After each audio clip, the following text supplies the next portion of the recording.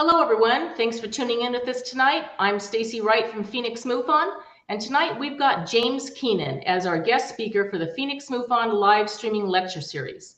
James's presentation tonight is going to be great. It's going to be catastrophic events and lost knowledge. We've had James up on the stage at our Phoenix MUFON meetings a couple of times, and he's given us some great information on his personal research around the Skinwalker Ranch area, and then some great archaeological strangeness too. So you're gonna love this talk tonight. And James Keenan, you're on.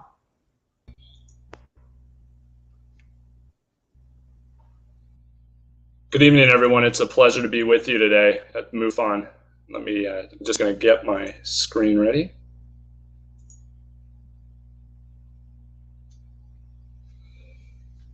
So I'd like to first thank Stacy and Shane for giving me the opportunity to present my newest presentation. Thanks Alejandro as well. Quickly, for those of you that don't know me, I'm a fictional author that likes to incorporate real life events into my works. I will also soon be a non-fictional author with my first non-fiction book out, hopefully by February of next year. And that's going to be about my travels, including around and in Skinwalker Ranch. Prior to this career change, I was an investigator. My investigations encompassed everything from law enforcement criminal investigations to private investigations, insurance fraud, and arson investigation.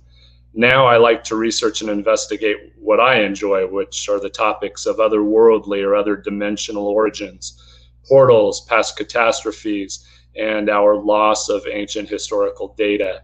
My educational background is in anthropology and archaeology. I would consider myself an avocational archaeologist. But now, regarding my lecture today on catastrophes and lost and forgotten knowledge, I want to start out by covering what I believe took place to our planet and its inhabitants, and then delve into the potential evidence, including oral and written historical data and ancient artifacts. These items being used to show that we have lost knowledge of who or what was here before us. So I want to start off by telling you there seem to be discrepancies between what my college professors were trying to peddle to me about past cultures and civilizations versus what I was seeing and finding when I was out in the field. Don't get me wrong, some of the techniques used to collect data are solid, and science as we know it today is, well, it is what we must work with. So I will include the current science with some of the unorthodox knowledge and data collection. And remember, when dealing with social sciences such as archaeology, much can be left to interpretation. Many current beliefs are subjective data points that some scientists would like you to believe as stone hard facts or unchangeable evidence, but that's just not the case. In a prior lecture, I discussed ancient anomalies pointing toward past worldwide catastrophic events. I explained that through the course of my research and investigation over the years, I zeroed in on 4 potential catastrophic events that could be seen taking place in historical data, both oral and written, or at least permanently documented by them. I then covered 2 of those catastrophes. If you attended and remember the lecture, one event was when the planet Venus may have wreaked havoc in our solar system, and the other was or were large solar outbursts. The historical data points towards all of these having potentially occurred, and some may have been more than once. In our modern day civilization, we have historical records going back several thousand years. The further that we go back, the more this data becomes sketchy, difficult to verify what did and did not occur. Here, I want to start off by showing the following 8 major disasters modern man has suffered through. And I know you're able to read them on your own, but just started at the top, 1931. You have the China floods, where up to approximately 4 million people were killed. And then if you continue on to the right, in 1887, you had the Yellow River flood. And I'll give you guys just a second to go through that. And remember that this is what we know about currently. And, you know, after putting this together, I don't think I'm going to make any trips to China. They seem to have really, really bad things taking place. Now, these are the 5 deadliest known tsunamis. Unfortunately, most of us were around to remember the 2004 Indian Ocean tsunami, which happened to claim the most victims, which was almost 228,000. And then down to the Lisbon earthquake in 1755 and the Minoan eruption. And these are the photos or drawings of the aftermath of those tsunamis.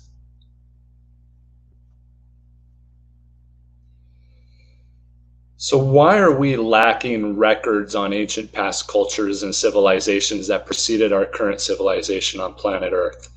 So think about this. In the upper left photo, we have an event. Let's call it Event 1. This event destroys a city. Those in that city are gone, but the entire planet can move on. Then we have Event 2 in the upper right. This event is 1 order of magnitude stronger than the first event, meaning it's 10 times more powerful in destruction. It destroys 10 cities. This is terrible, but as a planet, even as a nation and a state, humanity recovers. Now we have Event 3. It's 2 orders of magnitude stronger than Event 1. That means that 100 cities are destroyed. Pictured as a super volcanic eruption, devastation is at a global level. Catastrophic indeed, but can mankind survive? Yes. There would be major differences in how life continued, but we could adapt and continue forward. But now we have Event 4. This is 3 orders of magnitude stronger than the first event. It is catastrophic with worldwide losses. 1,000+ cities are destroyed, and its effects will take years to level off, returning the Earth's surface to livable levels. In some of these events, or even larger events, it is estimated that 99% of the human population perished. Other species, even possibly those that were human-like, did not survive, erased from the historic record. I'm sure you're asking yourself, where is he getting this data from? Well, the data comes from ancient indigenous cultures from around the world, and we'll go into specific details and cite several specific sources soon. This timeline is during the currently known and accepted occupation of the species, Homo sapien. Notice the archaic period is on the far left, present day on the right, with the blue box representing time that we have historical records for. Many of those records are hazy. Notice how small of a space it occupies on the timeline. Now notice I have included dates showing major period change events, most relating to physical Earth change. The dates shown are BP, meaning before present. January 1st, 1950 is the commencement date for this measurement time, and it walks a path with radiocarbon dating that starts in this era and takes into consideration atomic bombs that were detonated in the atmosphere. And then just closely, a lot of people are familiar with the 12,800 BP, the Younger Dryas. There's a lot of presentations on that. And then around 4,400 BP with what was more than likely Noah's flood. As you can see on there, there's these instances, multiples, called the Heinrich event. The Heinrich event is a natural phenomenon in which large groups of icebergs break off from glaciers and transverse the North Atlantic.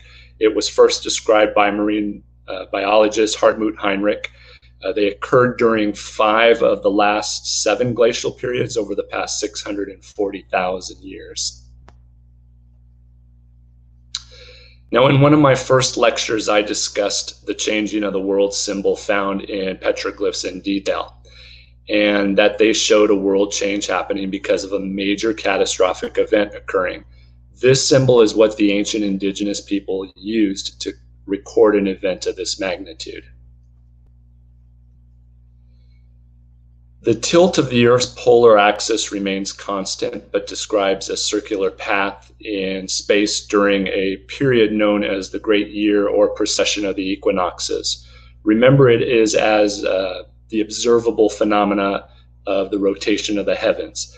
This time period is about 25,800 years. This is galactic time, and when you look at catastrophic events taking place, they seem to fall around 25,800 years. Then you split that in half and you see them around 12,900 years, and you split that again to 6,450 years. And again, you're seeing things like the Great Deluge. So this is meaning that something disastrous is taking place in a potential cyclical pattern while Earth, the solar system, and the Milky Way are hurtling through space. So we are losing records, history of past human occupation, maybe even other intelligent species occupation of Earth because of these cyclical time period catastrophic events. Every time something bad happens, humanity is plunged into another archaic period, a dark age. Some species, other civilizations, were not so lucky. When you talk about major upheaval geologically and in a catastrophic manner, almost anything on the planet's surface could have easily become lost to future civilizations. And also remember, there have been one-off catastrophic events. The blue explosions on the timeline represent potential major catastrophes. Look where they fall on the timeline. I'm showing these three because potential evidence still exists for these that have been collected. And also remember on that YDB, which is the Younger Dryas boundary, that's the impact event that you're familiar with from Graham Hancock. Before it was termed that, it was really known for, or known as, the Clovis Comet hypothesis, which was 12,800 years ago. Now I want to discuss the other two potential global catastrophic events, different from my first lecture where Venus and solar outbursts were excellent culprits in the extinction of so much life on our little planet. Here we have the Hopi Prophecy rock near Orabi, Arizona. This rock art foreshadows an Armageddon type scenario. It most likely is capturing the ancient understanding that we will end the fourth world and begin the fifth world. But in order to do so, we must cross through great destruction. The ruin or destroyer will come from the southwest sky. Several Hopi leaders state that the destruction will be by nuclear arsenal. But I believe the ancient indigenous people meant cosmic destruction or other form of atomic destruction. Let us discuss potential cosmic destruction first. This will be in the form of high energy cosmic rays. This energy will look like a blue-white star, which are in many mythological traditions from cultures all around the world. And just real quickly, how those worlds ended. The first world ended by fire, the second by ice, the third by a great deluge. And some of the indigenous cultures already put us in the fifth world and say the original was destroyed by unknown creatures or monsters. Sometimes it makes you wonder if it might have been what they considered the gods or giants. It's pretty interesting. When particles and cosmic rays collide with the atoms on top of the atmosphere, they burst, tearing apart atoms in a violent collision. The particles from that explosion then keep bursting apart other bits of matter in a snowballing chain reaction. This is a rendering by NASA of high energy cosmic rays. Scientists hope to one day better pinpoint where in the sky they come from. Every square kilometer of Earth only sees about one of these particles per century. We believe these come from starburst galaxies. But what if all galaxies act this way, releasing massive amounts of these particles all at once in a central explosion, and it's repeated around the same time period as the galaxy continues to hurtle through space? They're so powerful that once in contact with our magnetosphere, shock waves will be created, being heard and felt. And what if all that energy became more charged and they kept it because it was coming into contact with dark matter, which we know nothing about? Finally, guess what the charged particles and cosmic dust will most likely look like? They're going to be blue in color. Blue. It may likely look like a blue blob hurtling towards us in space, quickly engulfing the planet.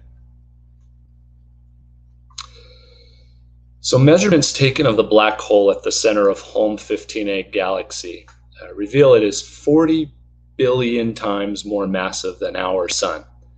Could black holes or some other unknown celestial body or event in the nuclei of a galaxy be the creation point of this anomalous energy? And just a side note, black neutron stars were just found to exist.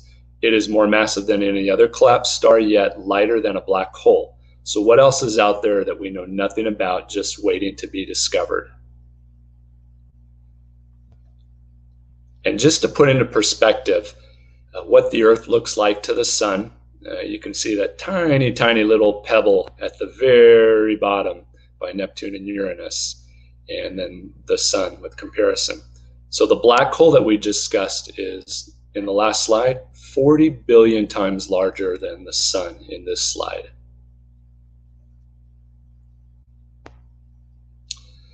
So there is now a considerable amount of evidence indicating that the nuclei of spiral galaxies periodically enter an explosive phase where they release large amounts of energy in the form of relativistic particles, mostly like electrons.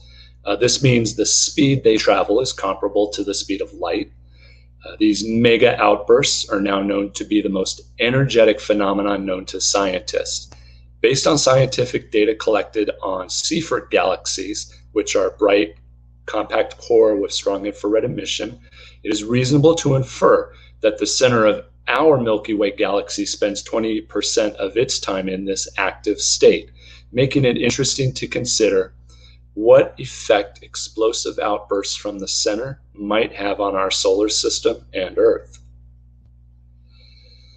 So Antonella Castellino, an Italian astrophysicist with the Piero Jur Observatory, explains, the highest energy cosmic ray particle ever recorded, called the Oh My God particle, was some 2 million times more energetic than the most souped up proton propelled by the Large Hadron Collider, which is the world's most powerful particle accelerator.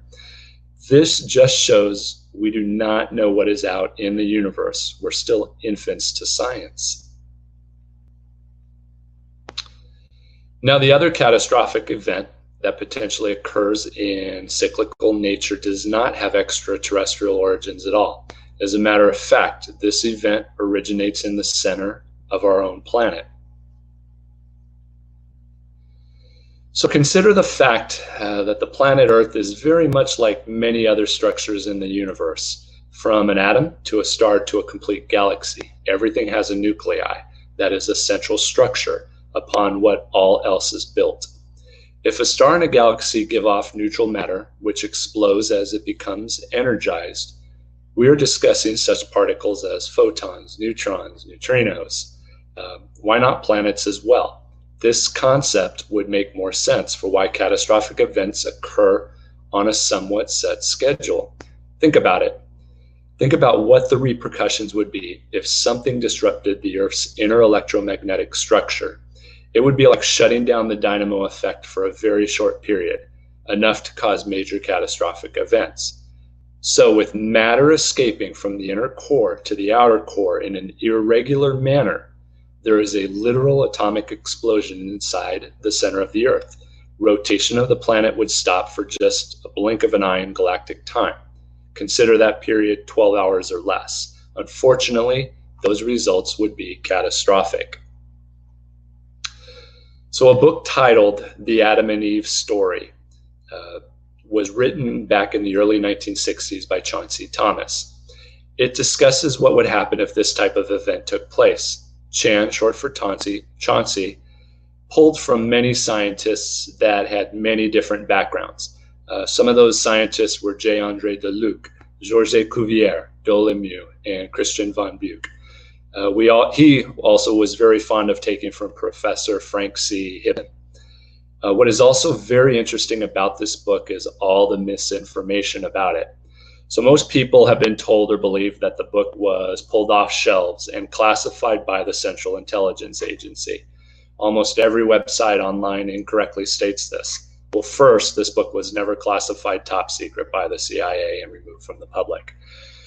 What happened was someone filed a Freedom of Information Act on what the CIA had on Thomas. Well, his book happened to be in the file they had, so they released it. This made people incorrectly believe it was classified. The book has always been available. It was just very hard to come by. It still is, the original at least.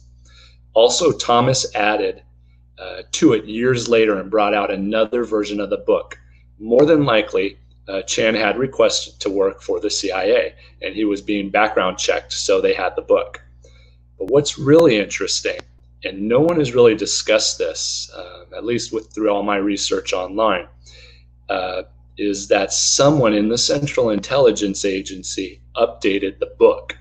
They changed parts of it, they added to it or subtracted from the original. They made corrections to the book, and this showed that the agency was quite interested in what Chan wrote about, and at least someone there believed what he stated was the cause and effect for such a cataclysmic event. Also interesting to note, Chan Thomas was hired by Dr. Robert M. Wood in 1966 to work for McDonnell Douglas. They hired him because he was a psychic that apparently could communicate with aliens.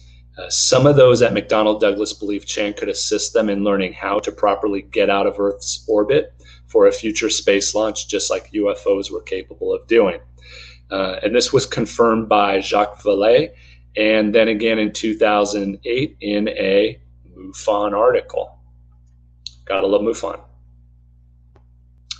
This is the author. The CIA believed his explanation for the geophysical mechanism that allows pole shifts to happen. When you break down his work, he was stating that Earth's crust only remains strong enough to avoid a pole shift when the Earth's magnetic field is strong. When it breaks down, the massive amount of ice weight on the poles caused the land holding the ice weight to shift and slip, pulling everything around the globe with it.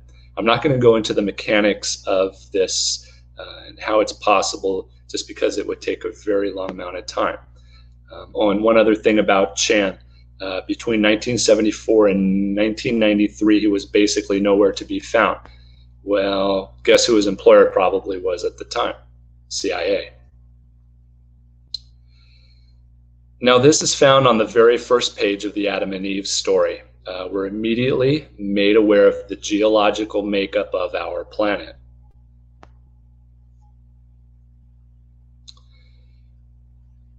On the original version of the book, page 24 discusses where the physical North Pole was located, giving time periods in BP, again before present. And again, I'm not speaking of magnetic north, ladies and gentlemen. I'm talking about the physical North Pole. This may be hard to believe. I still consider the implications of such a model, but when you consider the fact that if the Earth quit rotating for several hours, this does not mean the wind would stop. The wind wouldn't stop. It means that you have 1,000 plus mile-per-hour winds, followed by tsunamis that we could never fathom, followed by activations of most volcanoes, most supervolcanoes and earthquakes that could not be measured. The sound coming from beneath our feet and above our heads would be deafening.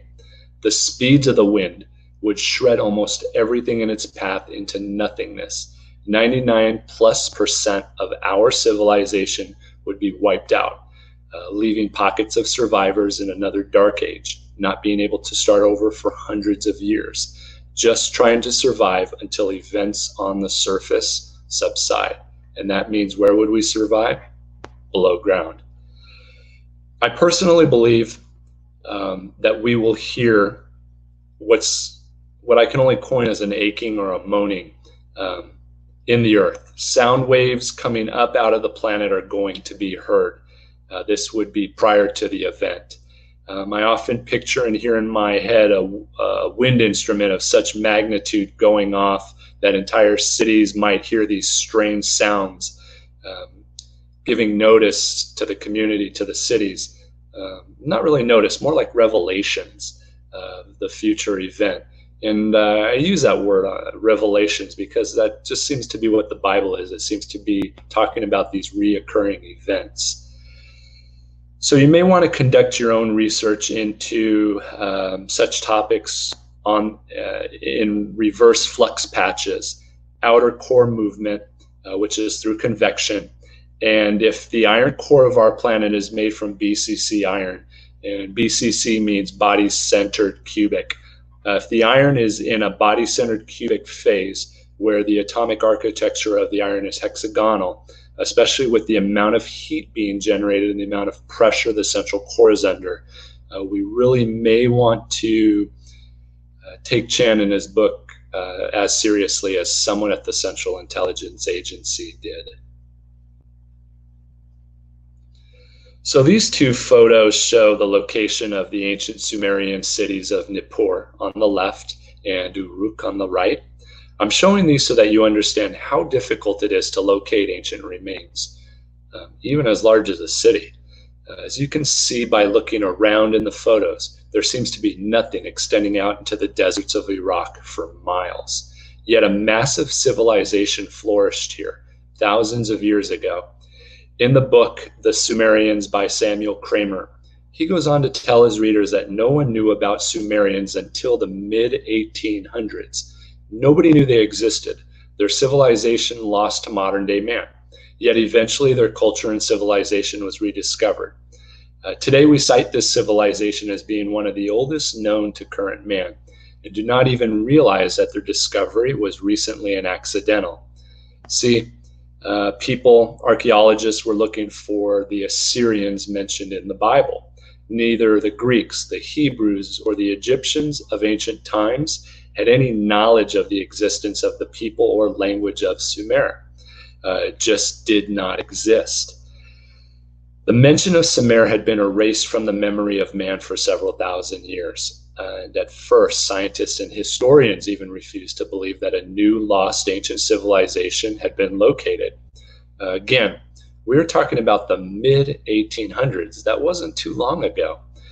Did you know that the only reason we deciphered Sumerian language and text was because we had already deciphered Semitic Akkadian, known in earlier days as Assyrian or Babylonian, which was also written in cuneiform script.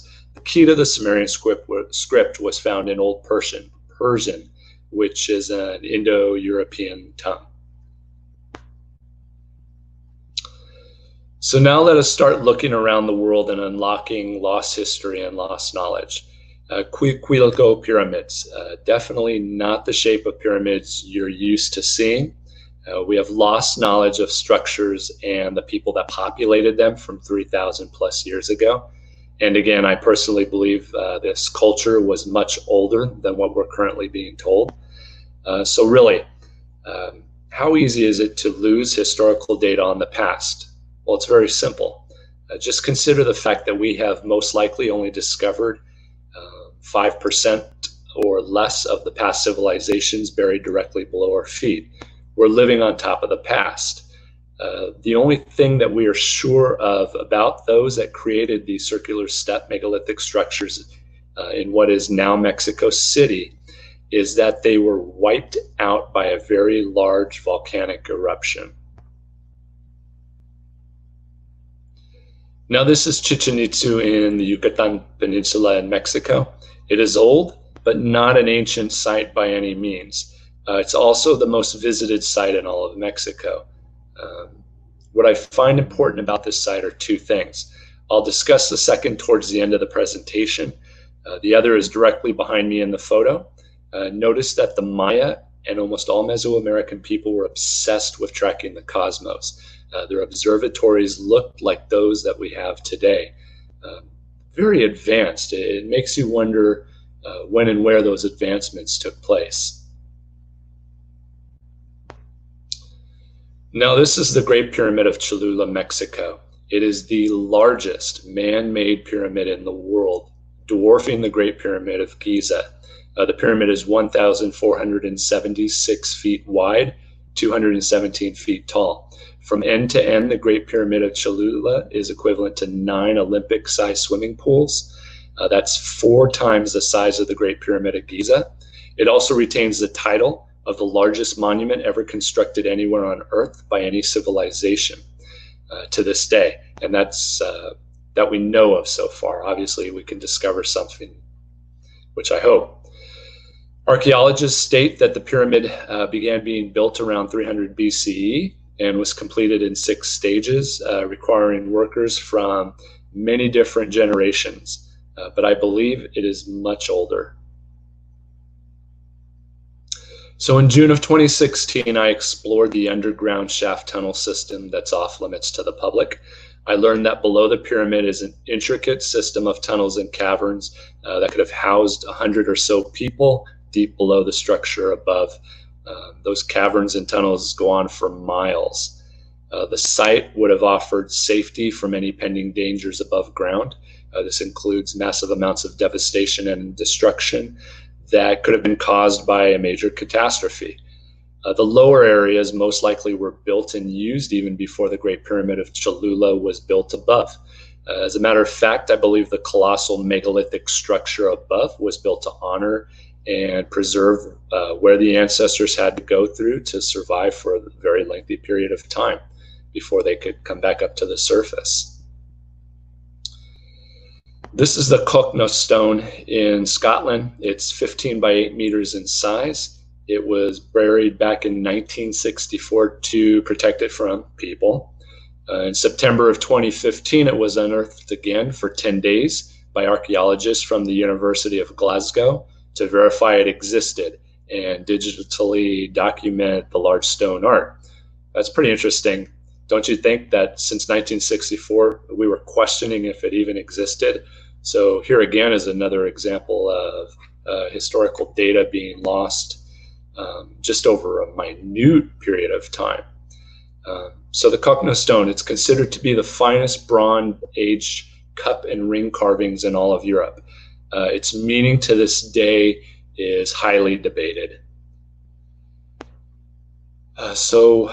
What does look to be older carvings sure looks to be a map of sorts. Some believe it to be of cosmological mappings, other of geographic areas of the United Kingdom.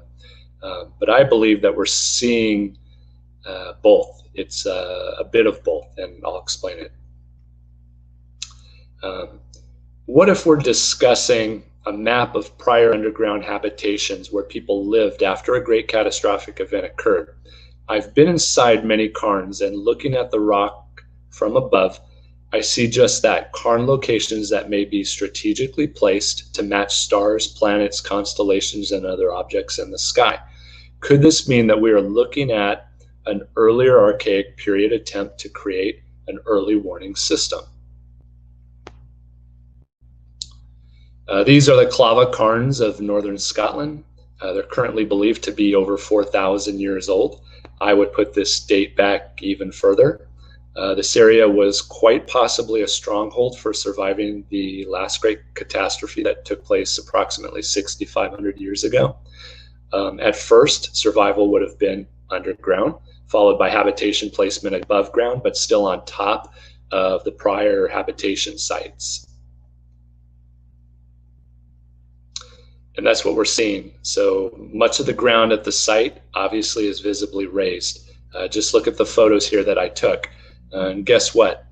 There's cavities below, ladies and gentlemen, where people easily could have lived. So here we're going all the way back to the Americas. This is Izapa, Mexico, near the Chiapas. This is Stela number 2, the photos from the anthropologic studies of Izapa, Mexico. This is the principal bird deity. But look closely, and what do you see? Aerial ship, tree of life to humans, and anthropomorphic creatures. Aerial ship, above the tree of life to humans, and what looked to be male, female with child giving thanks to their deity. Some anthropologists will state the two glyphs that have an X in them on the wings of the deity represent either Zip, which is the sun, or Wo, the Maya zodiac symbol for the period of August the 15th to September the 3rd. But I've been a follower of this symbol for the past 24 years. I believe it represents origin, meaning our creator or creation period. Is this a specific being or period of birth for humanity where we came out of the bowels of hell and re-entered the above world realm? Either is possible. Then we have the Olmec. The word Olmec is not what these ancient Mesoamerican humans called themselves. Olmec is a Nahuatl word for rubber people. They used rubber, and it was a prized commodity of trade. The rubber balls for the Mesoamerican ball court games were extremely important in their culture and future cultures that preceded the Olmec.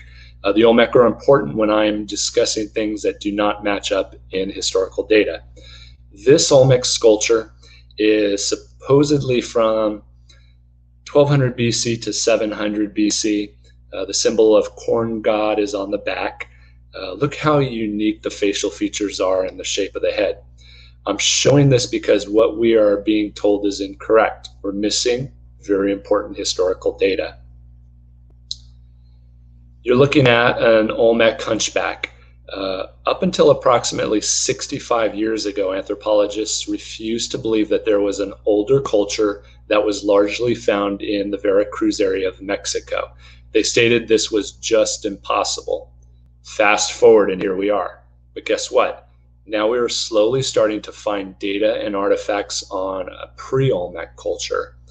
We also now know that the Olmec were all over Mexico, including on the west coast. So look at this sculpture carefully. It's an oversized Asian man, right? No, this is an Olmec sculpture with one of the oldest known Mesoamerican glyphs on its chest, which, by the way, they cannot read. Unknown what it means. I believe it's an important general, originally from the Orient, or a now missing landmass that was located in the Pacific. The glyph seems to be like ancient Chinese glyph customs.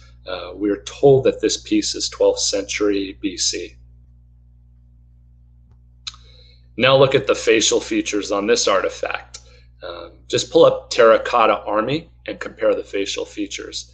Yet again, this was found in the Olmec region of Mexico and is 100% Olmec. We have what is labeled Olmec male, 12th century BC. Again, we have obviously lost tremendous amounts of historical data due most likely to multiple catastrophic events taking place. Olmec again, but with red hair. That's what it is. It's red hair, and it's dated 12th century BC. So now this is from the Gilcrease Museum. It's an Ixtlan del Rio style hollow seated female ceramic figure from Jalisco, Mexico, dated around 300 BC. It looks identical to many ancient Persian artifacts, resembling what we have been taught to call the jinn or genie, an ancient race of humanoids said to predate humans, and falling from the grace of God, they were sent to a different plane or dimension to exist. Maybe that was to a different side of the planet.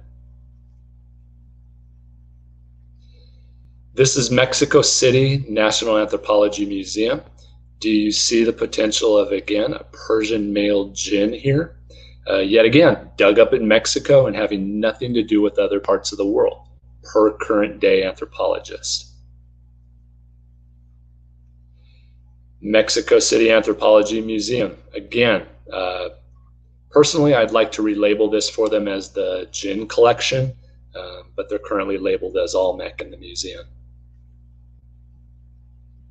Now let's turn direction and focus on petroglyphs and pictographs. This is Grapevine Canyon, Nevada, just outside of one of my favorite places, Laughlin. It's a cosmic event leading to a plasma event. So the cosmic event is topside with the plasma tree below.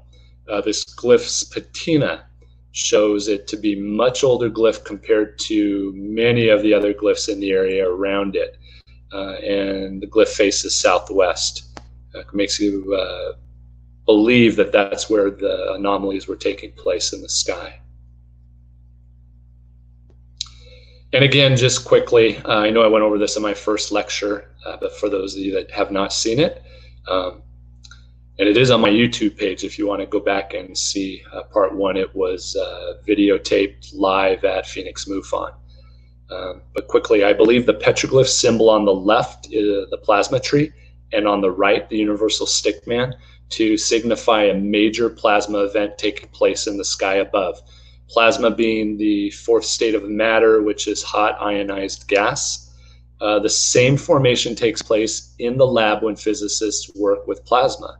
So if you saw this forming up in the sky, there was a pretty good possibility that it was the last thing that you were going to be observing on this planet and in your lifetime. This is the Parowan Gap, Utah. It's known as the zipper glyph, what is potentially a major cosmic event wreaking havoc on the surface of Earth. Whatever happened was followed by plasma discharges inside the planet. Great objects later fell from the sky. Time was also being kept on this rock. How much or for exactly what is unknown. Now this is White Tanks, Arizona. It's a star explosion. The year is 1006, and this is confirmed, ladies and gentlemen, including the year of 1006. I added this photo to show that our ancestors keep track of what was going on in the sky and the important stuff they jotted down for future posterity. They wanted to make sure it was remembered. This is in Utah. It's tracking time for a long duration, a long period. From the glyphs around the Tixon line, it looks to be cosmic, plasma, and potentially earth-shaking events that were being data recorded.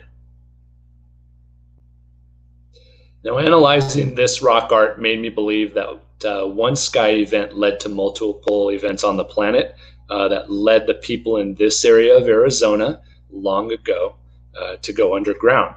Of interest is when I was using my GPR, my ground penetrating radar, I found a large underground cavity below all the rocks at this location. It was coming back most likely as a cave. Unfortunately, it's state property and you can't do anything to it. Can't be touched. This is Deer Valley Petroglyph Preserve. It contains thousands of petroglyphs and pictographs. This location is just west of Phoenix, Arizona. The site was estimated to be 10,000 years old.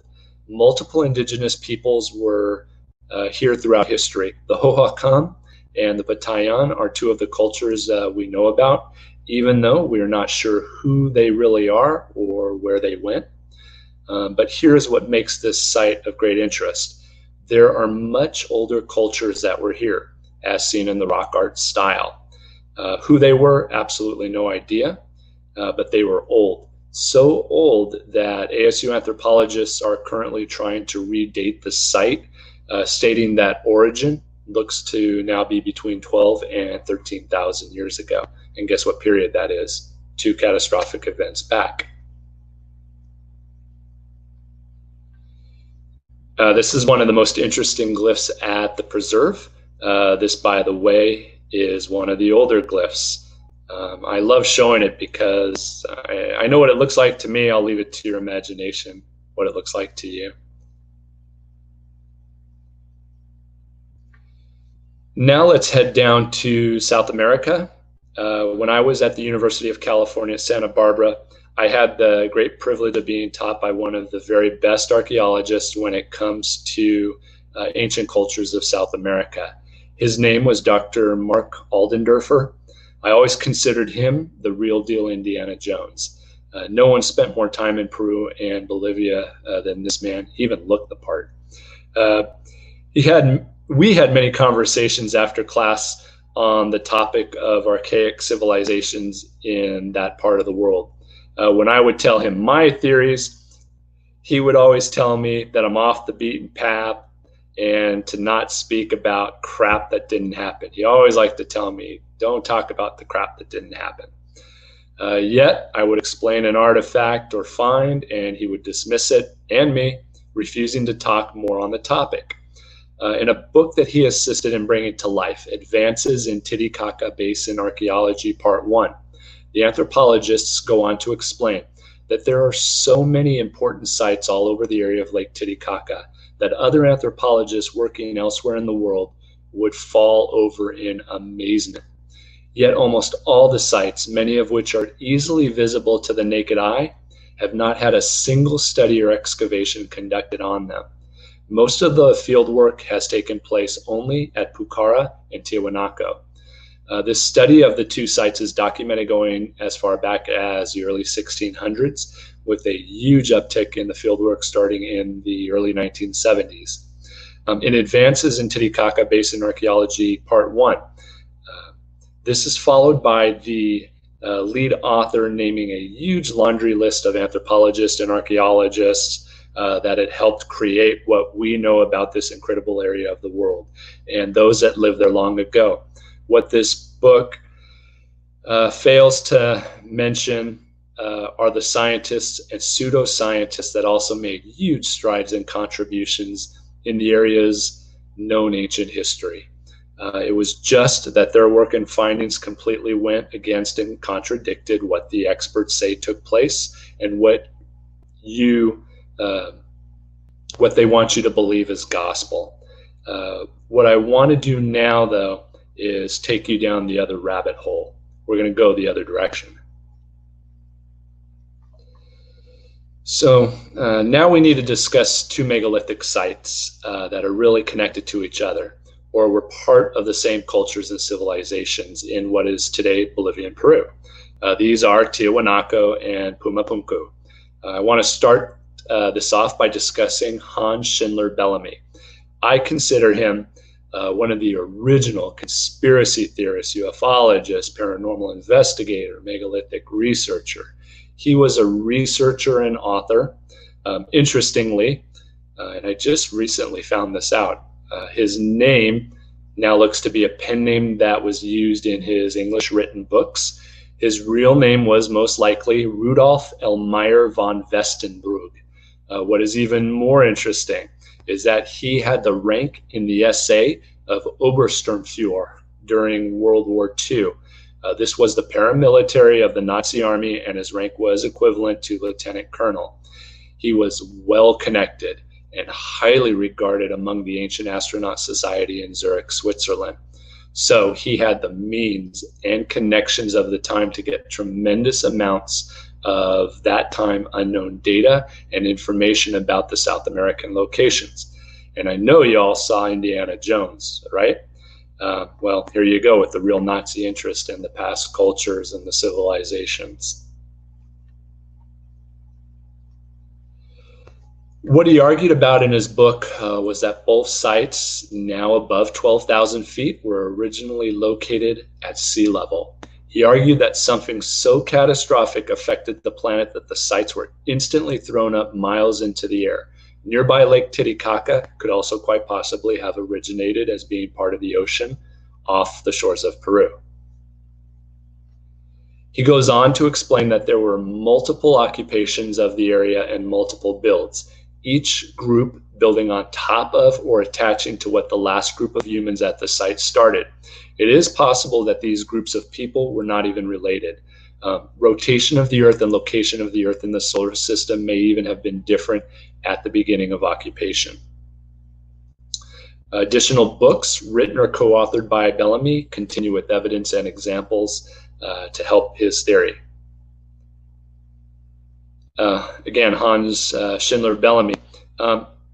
If you can find this book and are willing to shell out about $80 to $100, I highly recommend it. It's difficult to find and expensive, but it's a great, great read. Other books like From Ancient Arts of the Andes by Wendell Clark Bennett show incredible megalithic buildings and art that we no longer see today. Both the buildings and art seem to assist in showing that what was going on at Tiwanaku and Pumapunku has been lost to our current historical data. Remember that most of this stuff laying around was moved off-site to some museum, ruining the ability to conduct future research. This is, again, from Ancient Arts of the Andes by Wendell Clark Bennett. Now, scientists say there was no written language used at these sites. But this small fragment that has engravings on it clearly looks like Olmec and Maya glyph writing. Just remember, we're discussing locations and finds in South America. So it makes me wonder, did it start in South America and go upward, or Central and go downward, or elsewhere? Now, if you get most of your information from those shows on cable, Little justice is being done when it comes to the two sites of Tiwanaku and Pumapunku. What you mostly hear about are H-style bricks, large blocks, and what is on this slide, the Gate of the Sun. We are told that the city peaked in population around 800 AD with approximately 10 to 20,000 inhabitants. What gets mostly left out is the amazing amount of work that took place around the turn of the 20th century by one Arthur Poznański. He was a well-respected avocational archaeologist that settled in the area and began an extensive field investigation of the megalithic sites. He would later date the sites to being 11,000 to 17,000 years old.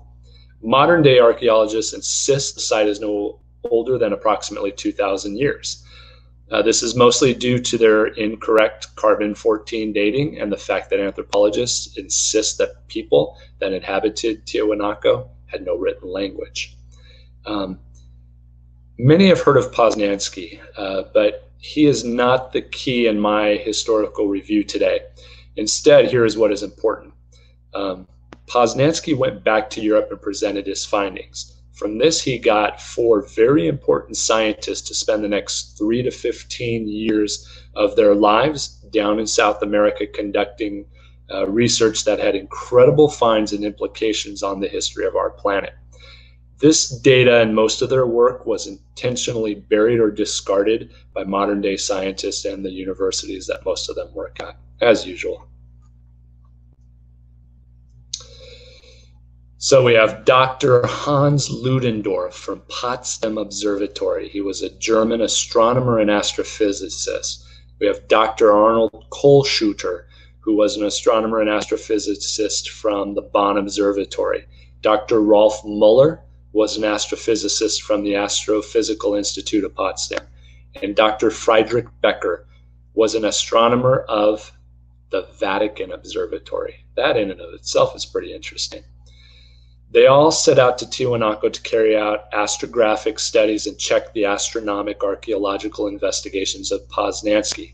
Over the next 15 years, they would write multiple books and articles on the topics of these two sites and other archaeological sites in South America. One of the more important writings, if you have time to read, would be volume 14 of the Beisler Archive, pages 123 to 142. And Beisler is B-A-E-S-L-E-R, and it's under Archive, A-R-C-H-I-V.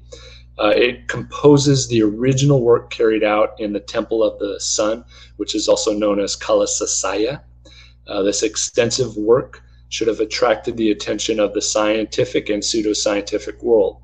But since their findings were on such a huge, complex subject that defied then and now archaeological standards and belief, there were no persons willing to conduct investigations into the matter and with research goals to check these incredible finds. So here is what they found. They realized there were 3 different periods of builds.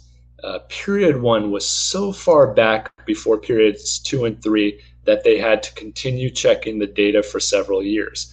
Eventually, they had to come to the belief that the data was not wrong. Again, not wrong. Their data was correct. The data showed period 2 beginning 15,000 BCE. This made them deductively reason that period 1 began at or before 20,000 BCE, ladies and gentlemen. Their findings also showed that the building that took place in period 1 used far greater math and had much better design and construction work. But the scientists scratched their heads and asked how that could be. For that to be true, they realized that archaic man could not have just come out of caves during the dark ages of man and begin constructing monumental megalithic structures. It would have taken additional thousands of years for those period 1 builders to learn that advanced technology and science. They also questioned why period 2 construction was not better than period 1, but inferior. What they also could not understand was how could such a large population of people survive by farming and husbandry at such a high elevation. Further research and data collection led them to believe that Tiwanaku and Pumapunku were at sea level during and prior to Period 1 build. Now, this is what they studied, researched, and drew conclusion from. And remember, these are astronomers and astrophysicists, ladies and gentlemen. So first, the draining canals in the area had lost their linear form through movement of the subsoil, and they were laterally entirely twisted and curving. This could have only been done by uplift, then instantaneous lowered elevation, followed by another intense geological uplift. Second, the scientists showed that the entire temple of Kalasasaya was a true solar observatory located on the astronomic meridian, at the same time making it a magnificent stone calendar. Again, remember, this was during Period 2 build. Now, third, the astrophysicists recognized that there was a difference of approximately 18 angular minutes, which represents the change in the obliquity of the ecliptic between that of the period when Kalasasaya was built and that which it was during the time of measurements being taken, which was around 1930. Fourth, the pilasters, which are the rectangular columns of the Sun Temple, worked in hard andesitic lava, were tested and data documented for erosion change over time. Comparing their erosion with that of the works of the Period 3 show a massive space of time transpired between Period 1 and the other two periods. Mind you, most of what we see on the History Channel or Discovery Channel is only Period 2 and Period 3 build. The Gate of the Sun is from Period 3. The far more precise build and material is mostly below ground or still in the quarry, too heavy to have been lifted after Period 1, which had far superior construction and technology capabilities. Here's additional proof that the German scientists gathered as well. One, it is evident beyond a doubt that the inhabitants of Tiwanaku knew animals now extinct, which they reproduced on their ceramics and other artifacts. These creatures most likely disappeared at the end of the last period of glaciation on the Altiplano. Two, certain human crania found in the deepest strata of Tiwanaku are completely fossilized. That takes great periods of time to occur. And finally, for the strange factor, in the Period 1 archaeological record of the Altiplano, around where the two sites are located, people were not living in homes. They were still living in semi-subterranean dwellings, including temples and dwellings for the ruling class. In these dwellings, people remained and slept in a squatting position. This practice in the area continued into Period 2 and 3 in some places. So how in the hell did these people from Period 1 build such megalithic structures, then return to their underground home to squat for the night? And this, again, is a completely archaic style of slumber. Could these structures have been the works of the gods or deities of old? Who were they, if this is true? And were those living in the area just the manpower used to build the incredible structures? Here's something else I wanted to point out that gets little attention. When you look at the tectonic plates that the Earth's land masses are located on, look closely. Most of the land matches their plate. There are two minor exceptions, which are the Cocos Plate and Philippine Sea Plate, where there is not matching landmass. And then there's one major difference. That's the Nazca Plate. It's over in the far left.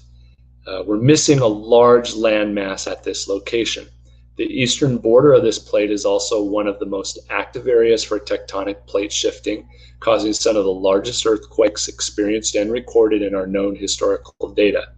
One other point to my argument: Nazca Plate subducted under the South American continent.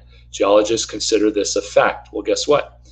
This would mean intense uplift, quickly where the Andes mountain range is.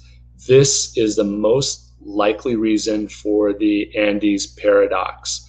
The orogeny here makes little sense, and orogeny is the the folding and compression that causes the mountains. So this Andes paradox is where the largest mountains in the world, or some of the largest mountains in the world, also happen to be the youngest in age.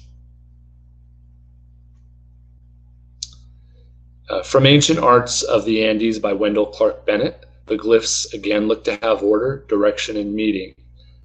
They look like other ancient glyph writing from around the world that is yet to be deciphered. The Atacamino were a culture within the Inca period, possibly slightly older. Their artifacts were very similar to those found at Tiwanaku. So maybe they were the descendants of those ancient people found at Tiwanaku. So there might be a bridge gap in cultures. From the book again, Ancient Arts of the Andes by Wendell Clark Bennett, look what is being described. It's tapestry. The tapestry is only being considered representational art. Well, let me show you what the page in Bennett's book is discussing, which are ancient South American tapestry from the Tiwanaku areas. These are the ancient tapestry, and I've enlarged the view for you. Give you a moment just to look at that.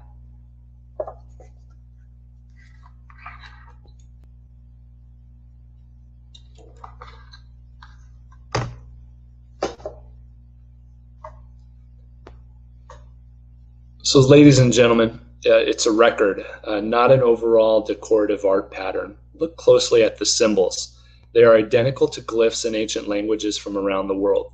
They are in set patterns with repeating symbols, showing they meet the definition of written language. We just cannot translate or decipher the meaning.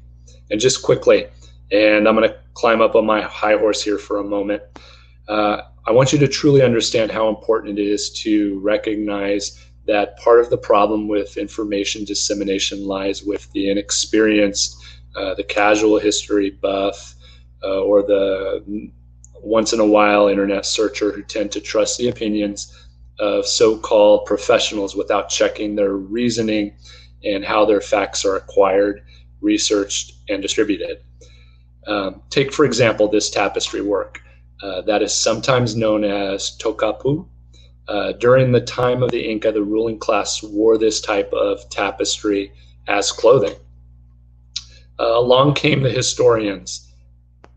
Well, actually, I don't want to give them that much credit. Let's call them the chroniclers. They saw this type of dress being used by the elite and decided that this clothing and their patterns would represent Inca nobility.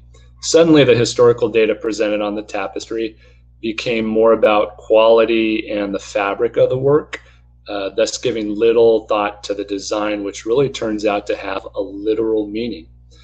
Because of this, this same belief system continues to be used even up until today, with one professor teaching, the next generation and the next generation and the next generation the same incorrect information. Okay, I'll step back down off the high horse. Moving on. Sometimes we come across artifact finds that are of a stone, oddly shaped with some type of indentation or hole in it. There are glyphs or symbols on the stone. And many times the stone is considered a rune stone or having magnetic properties. This is one at the Gilcrease Museum. It's from Puebla, Mexico. Its ancient glyph is on one side. It's unknown origin, ladies and gentlemen. Key to a Stargate? Maybe. This is a Marumuru Stargate next to Lake Titicaca, Peru. It's also known as the Gate of the Gods. But look closer. I want you to focus in at the smaller of the two doors. Directly in the middle, we have a somewhat circular indentation, quite possibly for a key of sorts, something to activate a doorway. So most of you will recognize this stone. Giorgio Tsoukalos did an entire episode about it on In Search of Aliens. I personally believe the stone was recently created out of a strong magnetic rock, but there's still a couple of points to be made here about the design in general. Again, design in general is my focus. First, how it is carved is important. In portal theory, there's a good possibility that matter is flipped during the transfer from one point to another, meaning the moon and sun go in one direction and face the opposite on the other side. So the design is implying that a reversal event occurs. Second, this size, stone, and shape almost fits perfectly into the hole in the center of the Amaru lower door. So maybe someone copied what they saw when making this. And by the way, this subject matter on stargates and these types of artifacts being gate keys also happens to be part of my fictional book, 10/22/2036. And obviously the truth is always hidden in the fiction, hint, hint, hint.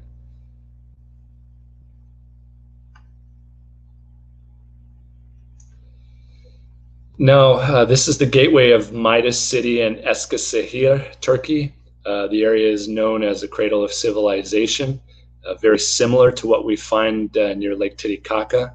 It's extremely hot here, just like where we are currently in Phoenix. The entire front that looks like a temple is a large facade. Why create something like this in the middle of nowhere? Well, guess what is located midway on the facade doorway? A circular opening, approximately the size of the portal key or portal stones. And my reason for showing stargates, because we have lost the ability to use them when we lost the knowledge of their existence. People have asked me why I think these are portals or energy bridges. And my response is that to activate a portal, I believe 4 ingredients are necessary. One is electromagnetic power. This is the energy part of the equation. Second is something that controls them. Maybe different key has a coding for a different location. Where you want to go, you place that key into the door hole. Third, you would need to be able to turn a solid into faster moving molecules, breaking the tight bonds and allowing for a liquid or matter to be the transfer mechanism, meaning something that physically encompasses your molecules, includes them into the mix, and transports you directionally. This would be sound frequency and wavelength, causing a change in the matter at the subatomic level, vibrating, its vibration.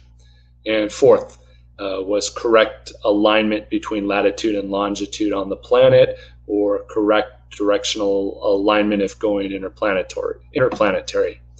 And this is where we're currently messed up.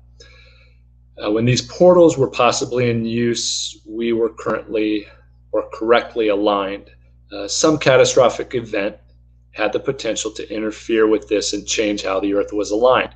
Currently, we lost historical data on how this all works and what corrections would need to be made to get this technology back and for it to be working again. And obviously find the portal keys. Last year I was at Chihuacan. Chihuacan is in Mesoamerica. It's in Mexico. In Mesoamerican archaeological, Chihuacan is a Mesoamerican archaeological site located on Costa Grande of the Mexican state of Guerrero, near the small town of La Soledad de Maciel and the larger town of Zihuatanejo. The name Chihuacan means place where people control eternity. The site and pyramid are over 3,000 years old. One of the cultures known to have occupied the location are the Cuitlatecas. 20 years ago, archaeologists stated there were no large sites and no large past cultures living on this side of Mexico. That was just 20 years ago. Yet now we have a site that is over 10 square miles in size. The pyramid in the photo is unique to say the least. It is completely covered in a clay that has lasted thousands of years, most likely longer than 3,000. The clay also caused quick plant growth and alluvia coverage to bury the pyramid after the site was abandoned long ago. If you know anything about clay, it only seems to last for a short period, maybe around a decade. It's always having to be patched up. Many have attempted to recreate the clay that's found on the pyramid. All attempts have failed. I think one person that attempted it even tried adding blood to it, was what we were told. Interesting. We're aware that the area was devastated not once, but twice by extremely large tsunamis. The stairs on the left enter the inner part of the pyramid. They have purposely not been excavated to keep people from entering and taking artifacts that may be contained within. The right shows damage to the pyramid that was recently done when the archaeologists in charge of the excavation decided to use dynamite. Yes, dynamite. To remove the soil, shrubs, and debris because he thought it would be quicker. Brilliant. This is the top of the pyramid structure. There's a small step site pyramid in the rear. Yeah, you can see it in the back behind me. Also is a square built directly in the center on the left. This square is incredibly important. As a matter of fact, 4 other structures on top of hillsides and mountains, all within a 25-mile radius, precisely line up with this square build on the very top. It is not the structure on the top that's important, it's what's below it. There must be some sort of power source deep below that can be accessed. Reason why I believe this is that my wife and I were shown multiple photos from different people of UFOs directly above the square. Ladies and gentlemen, we saw like 3 or 4 different types of UFOs. They didn't look the same. We were also shown a cell phone photo of what looked to be a deep, rich purple energy coming up out of all 4 sides of the square and going directly up into the air. The energy was like, it was so rich in color that it looked like purple velvet drapes, something that Elvis would own, coming up out of the ground on each side of that square.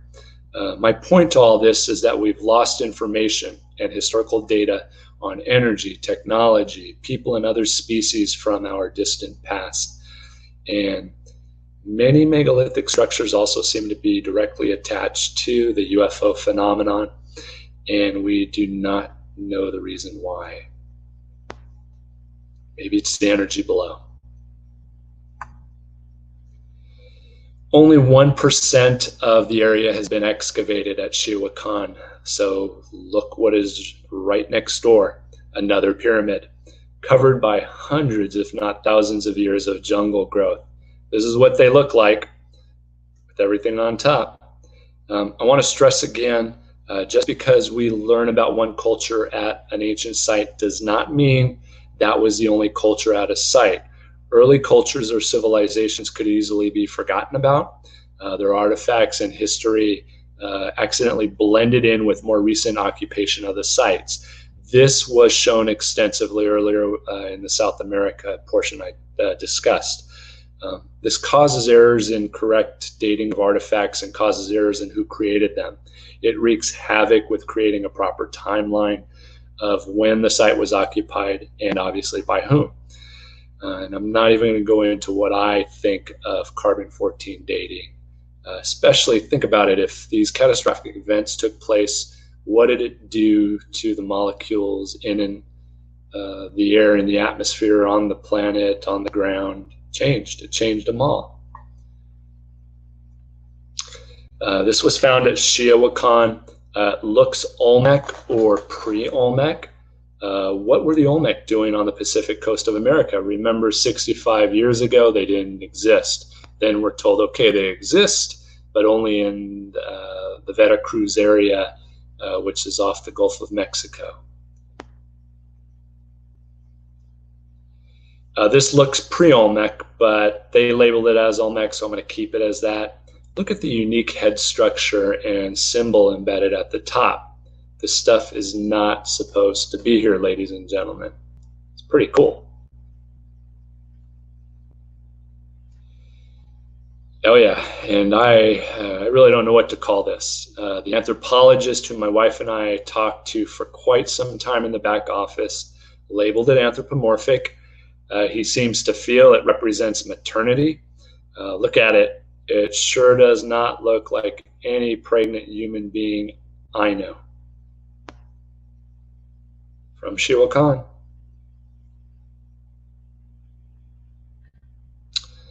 Now moving away from Shiowakan, Crete Phaistos disk, we obviously have repeating symbols in some type of readable pattern, signifying language and data being recorded. It has meaning, right? The symbols, I'm pointing same symbol in 3 spots all over the disk, is found throughout the world. Again, how this can be makes no sense to modern day social scientists.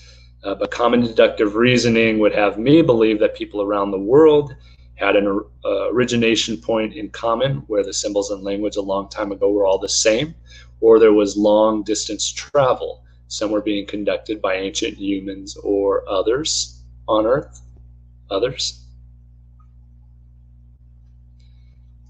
Now this is Frontier Times Magazine, March 1967 edition. That's like this cowboy and Western magazine. I just happened to come across this in a library in downtown Mesa. Not a library, but a bookstore. It's pretty cool. Look how similar this symbol is to those found on the Phaistos disk and all over the world. This was a glyph carved into a rock in Roswell, New Mexico. I have found no other reference to this rock art, but when I'm back in Roswell, I'm going to be looking for it. So we have Coba, Mexico ball court, Yucatan Peninsula. It's a decent sized representation of the ball court for the east side of Mesoamerica. And remember I said 2 things interesting about Chichen Itza? This is it. The Chichen Itza ball court. It's the largest known Mesoamerican court to date. It's massive. There are stela and carvings discussing just how important the game was to those living in Chichen Itza long ago. Now this is Shiowakan again, ladies and gentlemen, a Mexico ball court on the West Coast. Crazy. So check this out.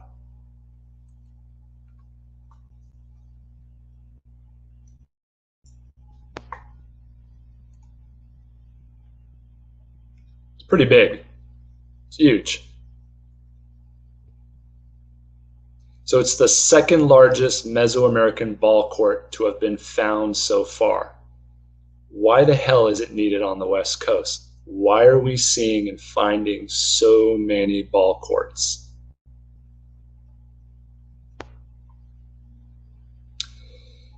Some of you have been here. It's Pueblo Grande Ruin, downtown Phoenix. Over 200 ball courts have been identified in the Hohokam region of Arizona, with more than 30 found in the Salt River Valley alone.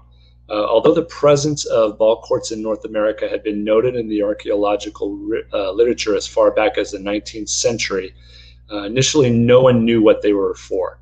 Currently, scientists believe they know what the courts were for.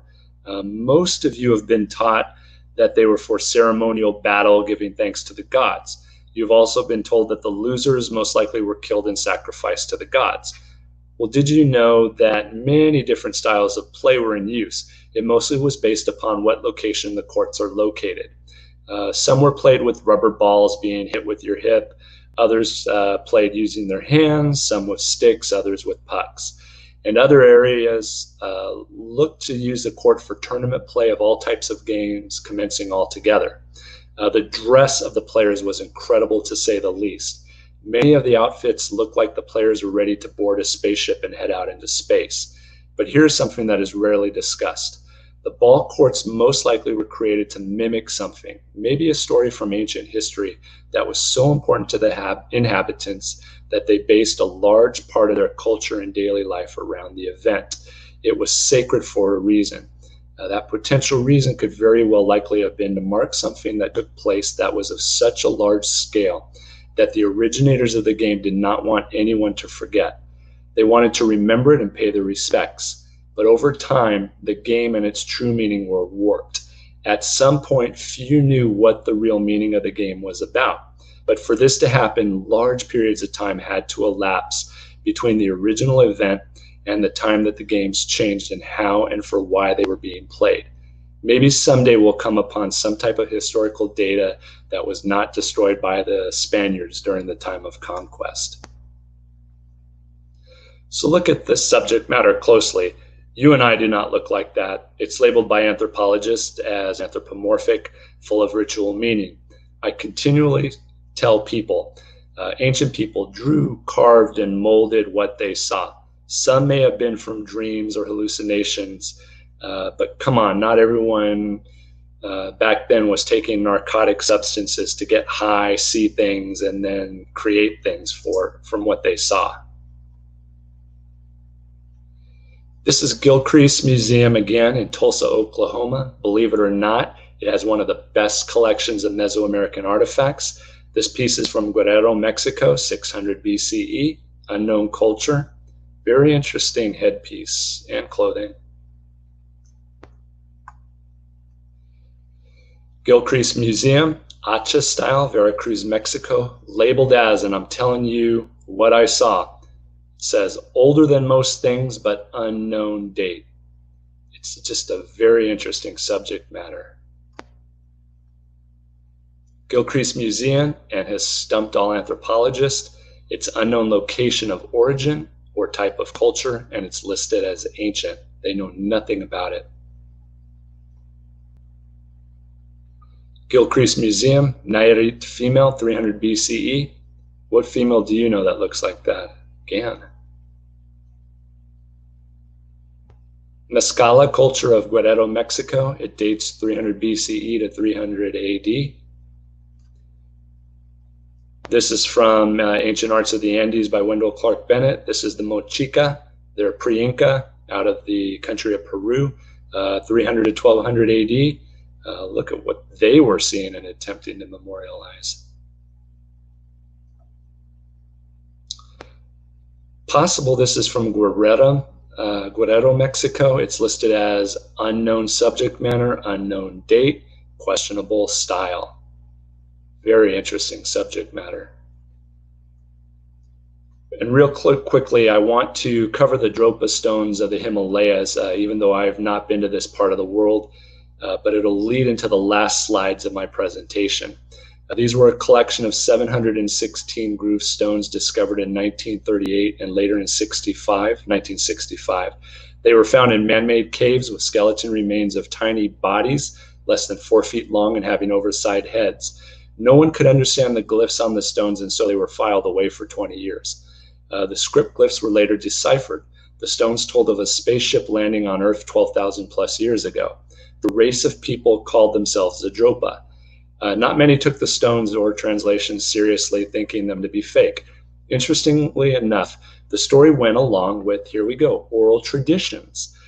These oral traditions stated that there were beings, small men with yellow faces and bright blue eyes who came down from the clouds a long time ago. Russian scientists later tested the stones and discovered that they contained high levels of cobalt and other metallic elements. When they were placed on a turntable and subjected to high-frequency sound waves, they began to oscillate, showed indications that at one time they had been electronically charged or had formed parts of an electric current. The area around the caves are still occupied by two tribes that measure between 3.5 feet tall and 4 feet 7 inches tall, yellow-skinned with thin bodies and disproportionately large heads, bright blue eyes, which is a typical Asian trait. I added this in before showing and discussing these. This artifact is of great interest to me. I flew to Salt Lake City to visit with the owner, Victor Camacho. It's still hard for me to fathom what these artifacts coming out of Mexico have as subject matter on them. I'm still somewhat skeptical, and I'm currently continuing research on the matter. When things get better, I plan on making a trip to Mexico to attempt documenting proper excavation of an artifact such as this, or to show that it cannot be excavated because they're unwilling or it's just not from the ground.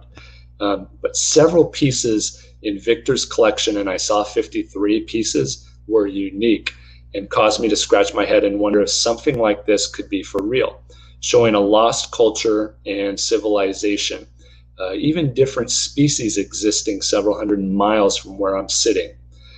This specific piece is of great interest Pitting and deterioration look to be from natural aging and what would be expected from being buried in the ground for extended periods of time. I found no proof of recent tooling, no metallic deposits. It does not look to have been tumbled or sanded. Parts of the carvings are lost to time, which is what would be expected of an authentic artifact. The glyph looks to match writing found elsewhere around the world, a mixture of ancient known cultures and writings we know are authentic, but to date have yet to be code broken or properly translated. You see right there the E symbol. It may very well have something to do with human genetic coding or at least human origin teachings. The E symbols found throughout the ancient world's artifacts, mostly unknown and elusive in true meaning to social scientists. This is another artifact out of Abuelos de Jalisco. Again, it is owned by Victor Camacho. I spent a full day with he and his wife up in Salt Lake City area researching his collection. Look at the inlay material into the main stone carved object. I held this piece and examined it for well over an hour. At no time could I find any new material showing that the stones were placed into the main carving recently. This means that all the worn down material is as old as the main carving. That takes great amounts of time to accomplish naturally.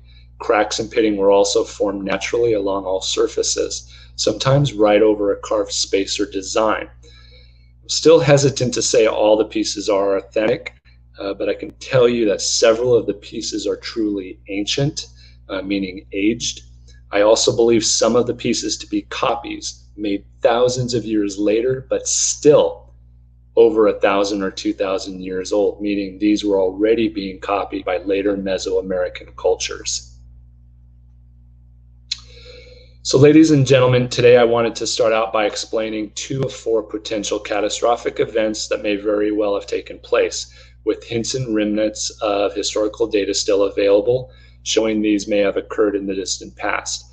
I wanted to show you that there are things, objects, artifacts, oral tradition, myths, megalithic structures, and other anomalous items pointing towards things in our distant past having been very different from what we've been taught and have been told by the experts, the scientists working for governments and universities around the world. I wanted to show specific examples I have researched, both through on-the-ground investigation and many hours of scholarly research through books and the internet, in museums and bookstores. Even though I present evidence and show science behind events, I'm still very open to what people in our day and age are willing to believe. I've spent years in search of energy portal, lost cultures and civilizations, only to find the possibilities that these subjects I have studied are intertwined with other entities that are from elsewhere. Where that is, I have my own beliefs and theories on. How everything fits together is a puzzle many are trying to find pieces for and fit together. At some point, I'm hoping we are told about facts already known to some that are currently being hidden for selfish reasons, or that we discover new facts and evidence before they too can be buried away with the rest. My next step is to follow up in great detail on the ET artifacts coming out of Mexico. I also continue to spend great deals of time on the Uinta Basin in and around Skinwalker Ranch because of the fact that this area is one of few places on the planet that still seems to have these power sources we're unaware of that are active and functioning, causing the ability for paranormal events to continue daily, maybe even along the line of portal usage. So I'll keep you all updated if you're interested. My most recent fictional children's book was released just a few weeks ago. It makes a great gift for kids, grandkids, that are in the 4th to 7th grade. It discusses real locations on the Uinta Basin, meaning in and around the ranch, Skinwalker Ranch. It incorporates Native American culture and shape-shifting into the story. It is part 2 of the UFO and an Alien. I'm hoping to enlighten the next generation of ufologists, cryptozoologists, and paranormal investigators. Hopefully it puts this subject matter into perspective and shines a positive light on the phenomena. Thank you all very much. What I'll do is let me flip over to here to the main. And stop stop sharing.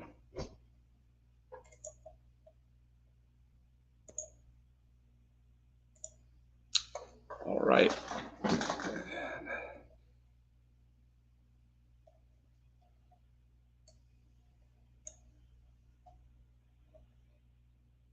All right, are there any questions, and how do I get to those, Alejandro?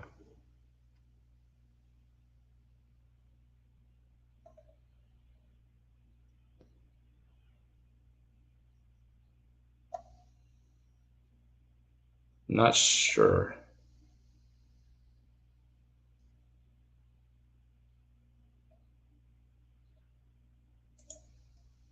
Okay, here we go.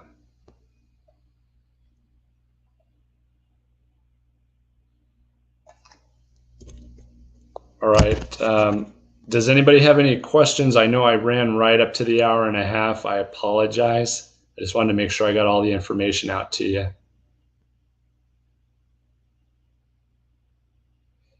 Yeah, the border is closed unless you're to Mexico, unless you fly or take a ship.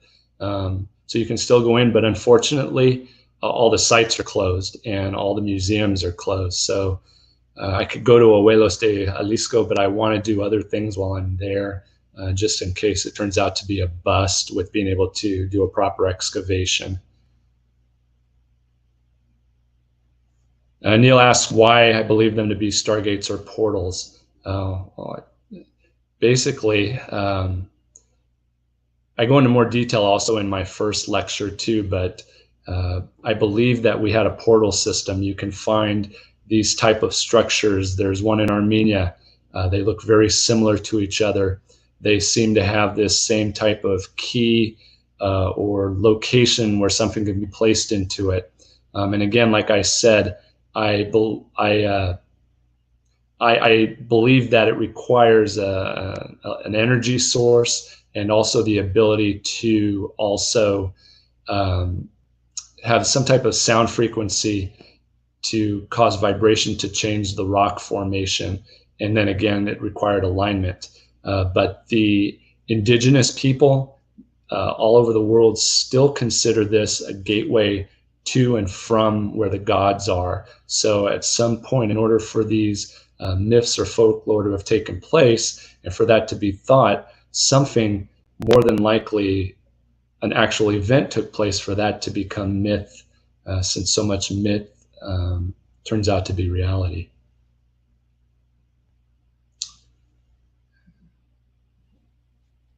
Sorry about that. My microphone wasn't working earlier. Can you hear me now? I can hear you. All right. Yeah, I think the only other question, any photo or video of the purple light? I see was a question from earlier. Yeah, so we were supposed to receive that and I never got it. It's on the individual cell phone. So when I am back in Mexico, that's on my to-do list. Obviously, it's going to cost me to get the other photos because everybody expects payment. But the purple energy I've already paid for. So I should be able to get that when I'm there next time. Thank you, everybody. Thanks, Alejandro. Thanks, Stacy. All right. Thank you very much. Thanks, everybody, for joining.